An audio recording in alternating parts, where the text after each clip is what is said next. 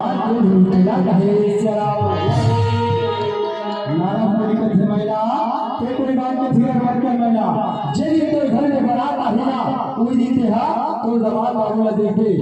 जाओ और शादी की तैयारी में लग जाओ। सुख शनिचर मंगलवार आने वाला बुधवार के तो घर में बहुत बराता ही कहे।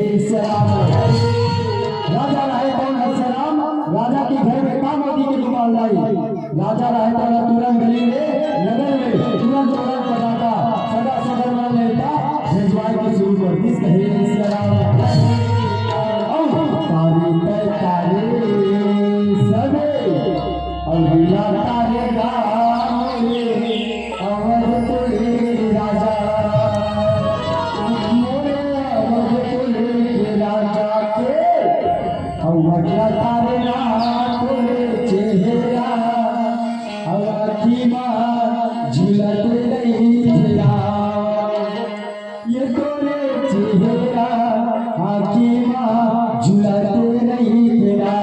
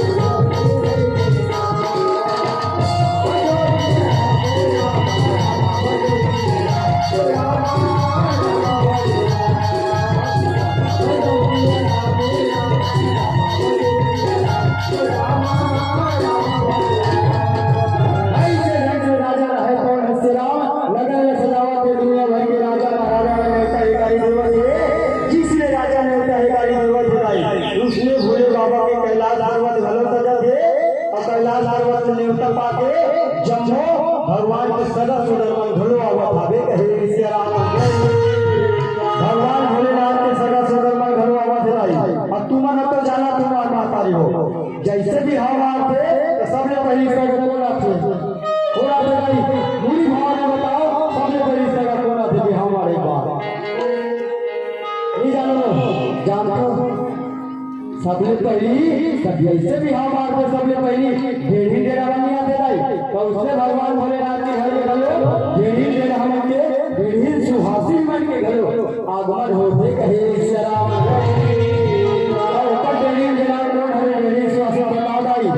शमशान घाट पे भूत प्रेत करी मसान टोली परेती जोगले उन्हीं बच्चों को डेढ़ी मिला जे आवत कहे। नाता से गावत का काथे सिया राम के हे रामा और साथी होवत भोलेनाथ के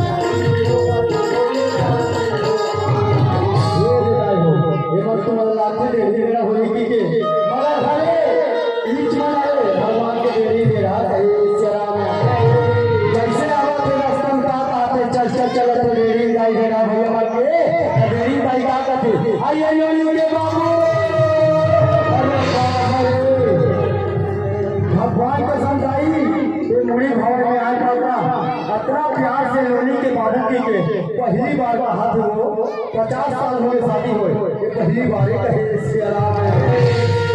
जब ये बूढ़ी भवन में आओ तो पहली बार कहते जब ले शादी हो तब ले अपना प्यार से नहीं कहताई काबा कहते उहू माई नहीं कहे इसके अलावा अपन भाई के लेगा थे तेरे से तिहरे से कहे इसके अलावा जरा बोले का ठेका हो के बोले के दाई का हो गयो से कहे इसके अलावा देवी दाई कथे भोलेनाथ भी हम जा था तो बड़े दीदी धर्म निकल भैया है इकर बस स्टैंड में बोल लेते का से कहे इसके अलावा जैसे दीदी बोल भैया रहा करना सुनते भरा के दे एक लड़के हो जाए भाई मौत पक्का एक तो वैसे 2 साल के कोरोना में है ये लड़का मन गधा हो गए ये लड़का मन गधा हो गए अब तो फिर भी अभी हम आके जाओ तो बस नीचे में तो जब ही तो बिल्कुल से हां तो बैठे से हे सियारा आज अभी अपन मुंह करे आइयो हम जाबो आइयो के पापा हम जाबो अच्छा ले जावे जोड़ी आके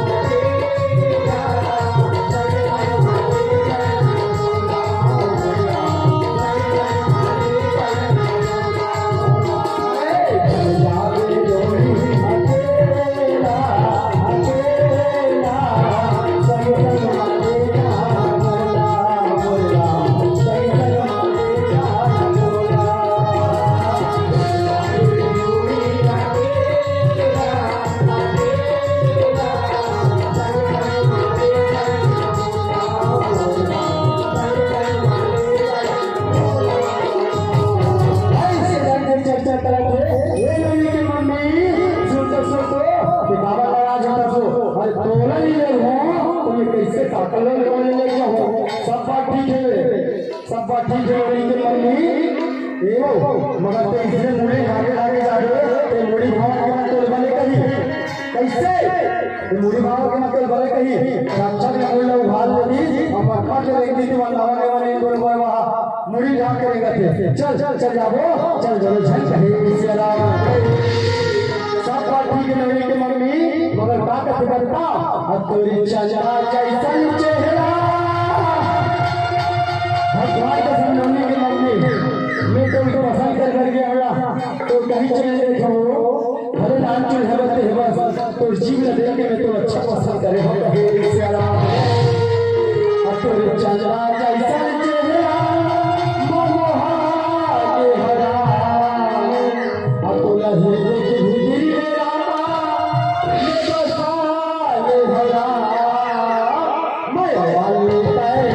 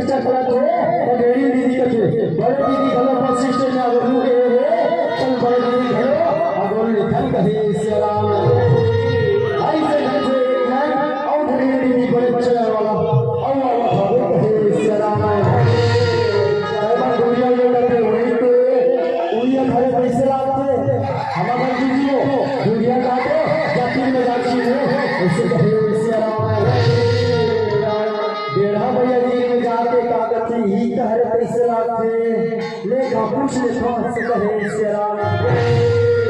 बड़े आदमी बड़े पूछते मेरा भैया कागज है ताई कोई गाँव नहीं फंसे ओ दीदी मैं नहीं तो जाना दीदी तोरे नाम बता दे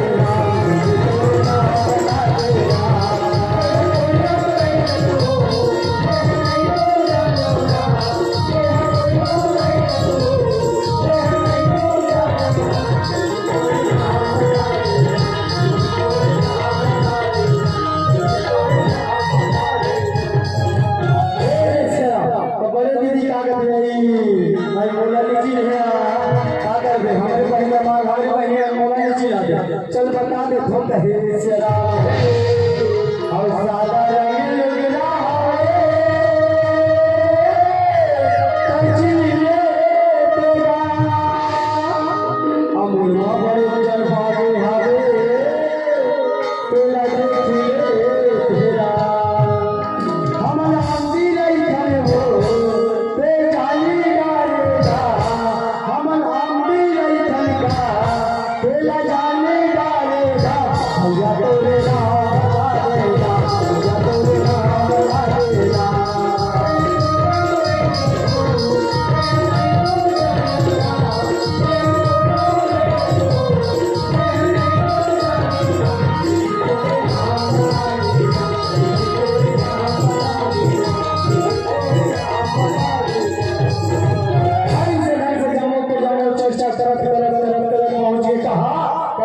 कैलाश पर्वत में जैसे पहुंचे हैं और कभी चल चूर माटी माटी कार्यक्रम लगी तो सफल कर फल फिर भगवान का हाथ लागी थोड़ा लागी झुल्ला झुला लागी अब तुरंत में ऐसे लगे के बेच शुक्रानी चाहिए मानव के भोला ने का अपना चोला के ठिकाना नहीं है कहीं से उसने माटी के कार्यक्रम शुरू करते से ये मार कैसे के देरी ले रहा है तुम लोग समझ में आते गोबर वाला मुछल बनाया काफी अगर भुला नहीं है सियारा मस्त है भैया साबर लगा है अब मैं कहीं सही कहा भाई भगवान की बिहार सा तो साबर उसने रही से उसे रही थे हमारे आने वाला है दिखाऊंगी के अब तेरी की हम सोच आ गए थे होती नहीं है सियारा मस्त माटी के कार्यक्रम चलते धीरे धीरे का कहते टोला माटी इसमें कहना दूसरे का होता प्राण मिशन नहीं जाने भाई जो घरवड़ी और काम मत करो क्या कर नहीं पापा ये ले घर नहीं करी चल चल ऐसे कहे नहीं तो मत पाए का कर बेचारी मन बड़े चल निकल सकी तो दे देना चुला पर सब उठा है कहे सियाराम तोला माटी करेगा तोला माटी करेगा नहीं आई हेरा धीरे धीरे धीरे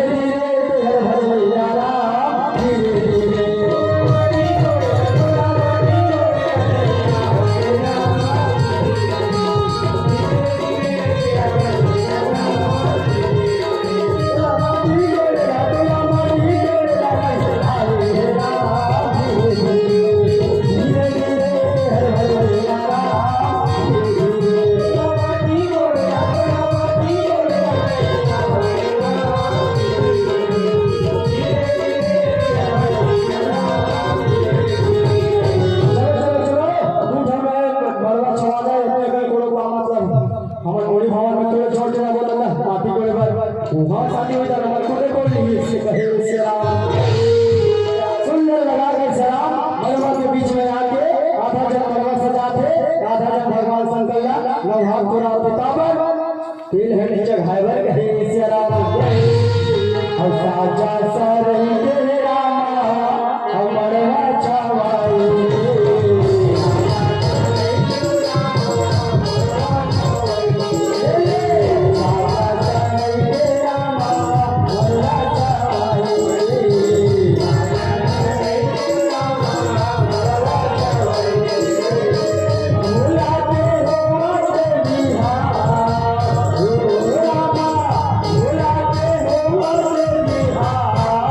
Yeah.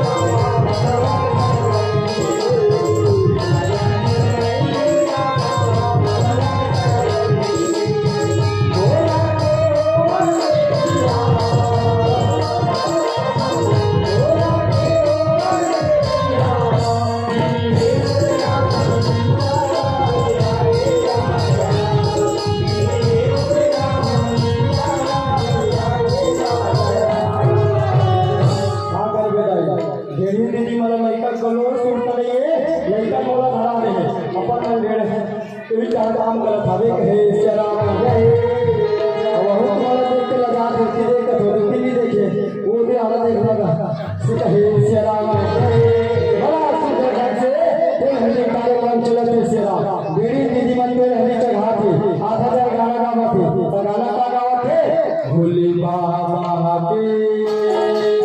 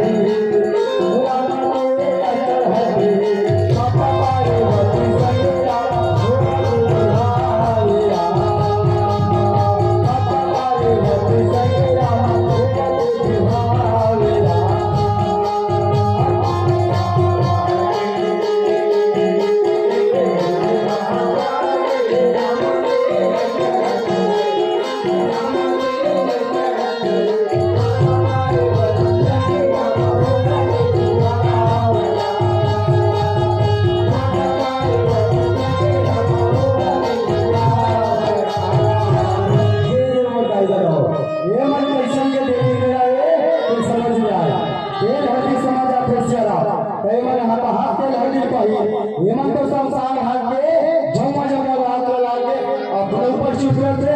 भगवान भोलेनाथ ऊपर भले चुप रहते कहे सियाराम जैसे चलते उसने साथ पे लेके गाँव का हटाई और साथ पे लेके गाँव उतार गए भगवान भोलेनाथ के बिहाव में आहा बेटा करेगा चुप कर लिया तब मत काट वाला तो ऐसे कहे सियाराम जैसे सुनते जेरी दीदी मना अब वाला सगा सोना बुझाते मन से रोज देखा थे मोहन के माला में लड़िया राधे श्याम अब वृंदावन जैसे लागे हो रामा इही गावे गलिहा है अब वृंदावन जैसे लागे हो रामा इही गावे गलिहा